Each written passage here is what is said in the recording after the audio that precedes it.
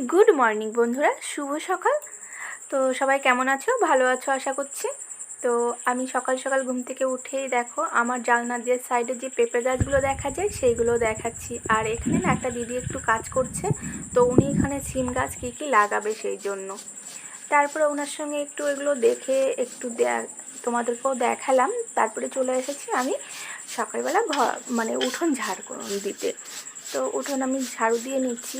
তো কালকে না রাত্রেবেলা হালকা একটু বৃষ্টি হয়েছিল, তো আমার একটু দেরিও হয়ে গেছে ঘুম থেকে উঠতে। তো উঠে আমি তাড়াহুড়ো করে একটু ঝাড়ুটা করে নিচ্ছি, যে যতক্ষণ না উঠোনটা না ঝাড়ু করা হয় ততক্ষণ মনে হচ্ছে যেন একটা কাজ কি বাকি থেকে গেছে ঘরের মধ্যে, সমস্ত কিছু করলেও যেন সেই কাজটা মানে হয়ে ওঠে না। তো আমার উঠোন ঝাড় দেওয়া হয়ে গেছে, এবার ঘরে গিয়ে বিছানাটা হালকা একটু মানে রেডি করে নেব। তো এখানে কি বলো তো, কিছুই সেরকম রেডি করার নেই। এখন তো গরমের দিন, কিছুই সেরকম থাকে না, দুটো বালিশ আর ব্যাস তাহলেই হয়ে যায়।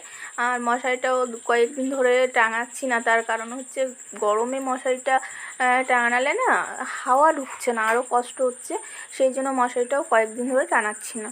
তো দেখো জানলা খুলে দিলাম, তো কেমন রোদ উঠে গেছে।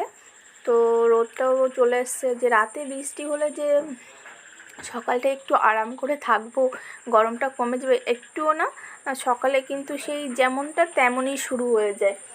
শুধু মানে আর খুব জোরে হয়নি, হালকা হয়েছে, যার কারণে আর এরকম গরম পড়ে। কেটা রপ্প কি এতে না কেটা সেমি দিদিটার সঙ্গে একটু কথা বলে নিলাম। তো আমার বিছানা গোছানোর টাইমেও দেখছি দিদিটার সাইডে কাজ করে যাচ্ছে, একটু কথাবার্তা বলে।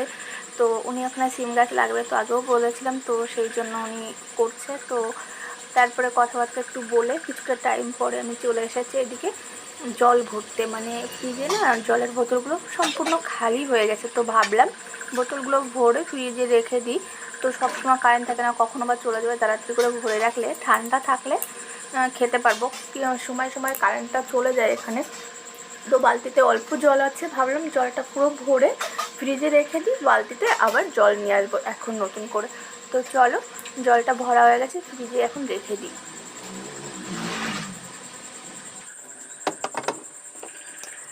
আর আজকে সকালে খেয়ে নিয়েছি, রাতে একটু খিচুড়ি করেছিলাম, তো সকালে আজকে সেটা দিয়ে ব্রেকফাস্টে যে করে নিয়েছি খিচুড়ি, এক পিস আলু ছিল, আর আমার হাজব্যান্ড খেয়ে গেছে, আর একটা ডিম দিয়ে শুরু করে খেয়ে নিলাম সকালে।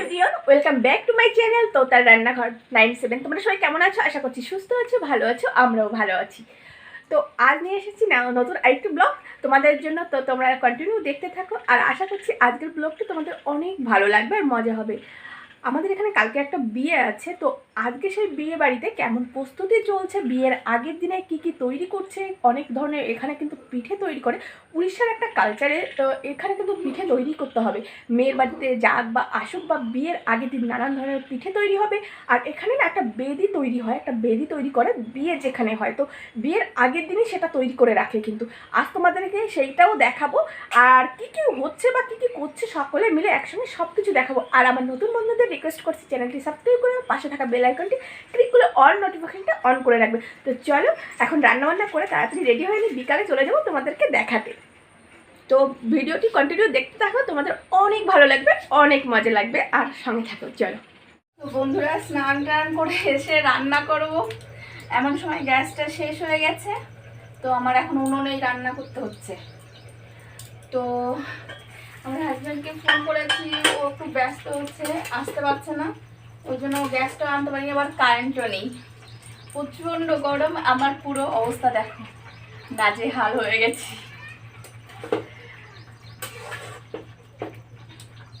তো যাই হোক, দুপুরে রান্না আর না করে বা কী করবো, আমার ভাত আর তরকারি আমার বসানো হয়ে গেছে ইতিমধ্যে। মানে মানে ঝিঙে আলু করছি, ওটা বসিয়ে মানে দিয়েছি লবণ হলুদ দিয়ে কিছুটা, আর ভাতটাও মানে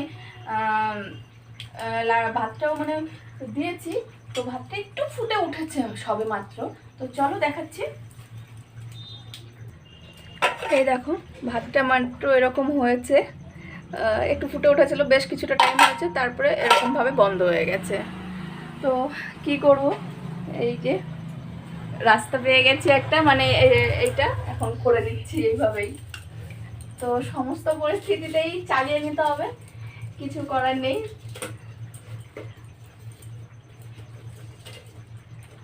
ভাবলাম কি স্নান করে এসে তাড়াতাড়ি ফটাফট করে রান্না বান্না করব, করে কালকে পাশের বাড়ির বিয়ে আছে, তো একটু যাব বিকালবেলা গিয়ে আজকেকার আগের দিনের আয়োজন প্রস্তুতি কি কি করে না কি সমস্ত কিছু সঙ্গে গিয়ে মানে একটু আগে আগে যাব রেডি হয়ে। তো গরমে এমনি কারেন্ট নেই একটা কথা, আবার আমার এখন এই হয়ে রান। ভাগ্যে সেই উনুনটা 40 টাকা দিয়ে কেনা হয়েছিল। আর জ্বালানিটা আমি রেখে দিয়েছিলাম কি, ওই যে বাইরের দেখেছো যে আমাদের রাস্তার সাইডে বেড়া দিই, তো ওর যে পুরোনোটা ছিল সেই পুরোনোটা ভেঙে নতুন করা হয়েছে। তো ওই জন্য হচ্ছে সেই নতুনটা যখন করা হয়েছে, তো আমি তোমাদের দাদাভাইকে বলেছিলাম পুরোনোটা রেখে দাও, অনেক সময় কাজে লাগতে পারে। শীতের দিনে যেমন পিঠে খেতেও একটু অনেকটা কাজে লাগে, তো সেরকমই আজকে কাজে লেগে গেল। তো এই জন্য আর তোমাদের আজকে এই রান্নাটা তোমাদের সঙ্গে শেয়ার করতে পারলাম না। তো বিকালে ওই পাশের বাড়ির যে বিয়ে বাড়িটা, তো কালকে তো বিয়ে, আজকে এমনি যে আগের দিনের প্রস্তুতি অনেক কিছু আছে, নিয়ম কানুন ওদের কি, ওরা কিন্তু অনেক ধরনের পিঠে তৈরি করে, আরও অনেক কিছু করে, সেইগুলো তোমাদের সঙ্গে শেয়ার করব, দেখাবো। আর রাতে পারলে গ্যাস আনার পরে রান্না তোমাদের সঙ্গে শেয়ার করবো। তো চলো, এখন আর বেশি কথা বলবো না, কষ্ট হয়ে গেছে, ঘেমে যাচ্ছে, এইভাবে পারা যাচ্ছে না। তো সঙ্গে থাকো, দেখতে থাকো। তো বন্ধুরা বিকালবেলায় চলে এসেছি রেডি ফেডি হয়ে। তো এখানে দেখো পিঠে বানানো কিন্তু চলছে, দু জায়গায় বানাচ্ছে সব মেয়েরা। আর এই যে এই বয়স্ক কয়েকজন আছে, কিন্তু বেশিরভাগ সব ইয়াং মেয়েরা আছে, সমস্ত সবাই কিন্তু হাতে হাত দিয়ে কাজ করছে, পিঠে বানাচ্ছে। আর আমাকেও কিন্তু পিঠে বানাতে পিঠে দিয়ে দিয়েছে। আমি কিন্তু একটা বড় সাইজের পিঠে নিয়ে গরম গরম পিঠে খাওয়া শুরু করে দিয়েছি। আর এখানে গল্প করছি, আড্ডা মারছি, খুব আনন্দ হচ্ছে। তো সাইডে আবার মিষ্টি বানানোও চলছে, তো মিষ্টি বানাচ্ছে। আর সাইডে কতগুলো, এটা হচ্ছে বিয়ের কনে লজ্জা পাচ্ছে মুখ দেখাতে, কাল পরশু দিন মুখ দেখাবে ভালো করে রেডি হয়ে, তো আজকে একটু এয়ার দেখানো। আর এটা হচ্ছে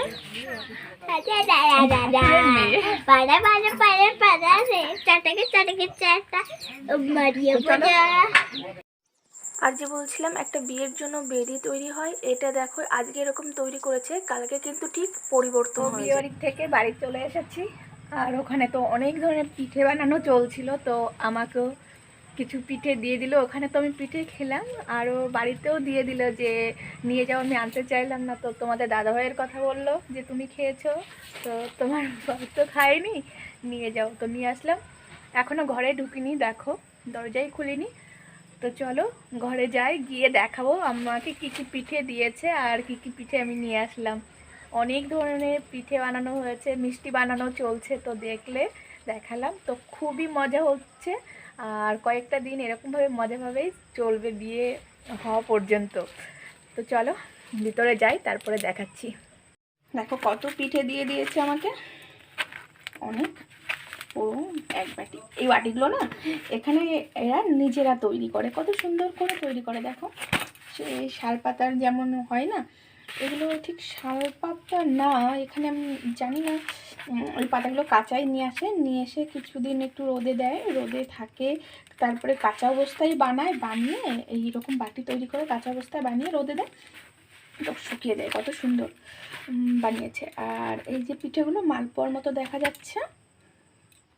আর এখানে এইটাকে রখা পিঠা কি একটা পিঠে বলে, আমি ভালো নাম জানি না।